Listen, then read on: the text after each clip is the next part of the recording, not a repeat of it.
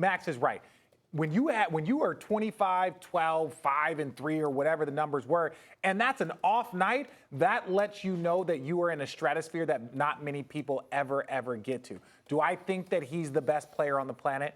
No. Do I think that he is top 2? No. Do I think that Kawhi Leonard was having the best postseason of anybody? Yes, but it doesn't make you the best player on the planet because you're having a great month and a half. I think it's still a long-term thing, and it needs to be done over multiple years. I think James Harden is actually above them when you look at how dominant he's been. I believe that, right? But what I will say about this Milwaukee Bucks team, Giannis needs to play better. He needs to be dominant. If he's not dominant, then they're going to struggle because Kawhi's not 100%. Well, listen, the 7-game series. You just said Giannis is in top 3. Then you mentioned James Harden. Where exactly do you have Giannis, RJ? The MVP of the league this year. I think Giannis is an MVP this year, but to me, it's getting to a point of kind of ridiculousness of every 6 months or every year we're talking about who's the best player on the planet. Max does it every day. Wait, time out. Wait, you just said Max did it. Max does it every day. No, I don't. Wait, every day now. This is because we're at a pivotal point. I haven't done this for years. LeBron James has had it on smash for years. The reason I'm doing this now is because LeBron has declined in the regular season. Then he has the playoffs to remind us every year. Kawhi Leonard rested half of this. Not half. Hold on. He rested 20 games this year. Time out. My point is, with LeBron not here to remind us and not in the playoffs again until he's 36 at the earliest, I think it's up for grabs. The crown's up for grabs. We're seeing right now, if you're the MVP in the regular season and you're ascending and getting better, 24 years old, you have the best record in basketball, you're an elite offensive and defensive team, and you as the leader, that's Giannis. If you wind up also the best player in the playoffs, there's no argument against you. That's 1. 2, real quick, Kawhi Leonard was ascending, was MVP caliber. I felt the second best player in the world at the point of his injury. The Warriors, the unbeatable Warriors, down 23 at the half when Kawhi got hurt and then swept them. Excuse me. He got back this year, was something slightly less than MVP regular season. Then when the games really counted, he's the best player in the world. He played 60 games this year. Hold on, Rich. Max, your argument matters. If there was a discussion about Kawhi and the Greek Freak throughout the playoffs, the discussion is, why is it 2-2? Why did Milwaukee lose the last 2 games? That's what we're talking about here. Kawhi Leonard, nobody's disputing what he's done during the playoffs. I got knocked off by his Harden comment. But the last 2 games, he's been hurt.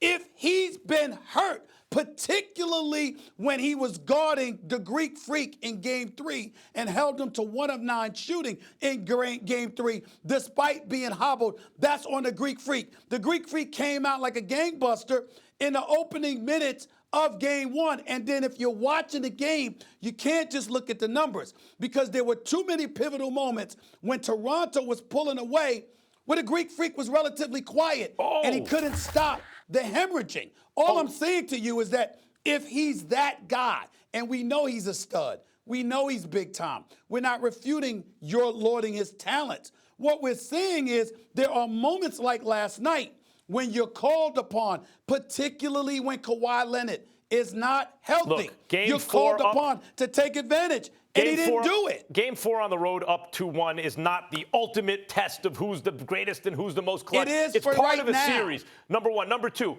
it's not just like, he's going up Gasol, Siakam, Ibaka. The whole focus of the defense is to stop him. They got a lot of big players. So then the question is, what does Giannis do under pressure? Remember when the game was getting away from him in the third quarter? Stepped right into a 3. By the way, and he was being guarded, stepped right in and hit it.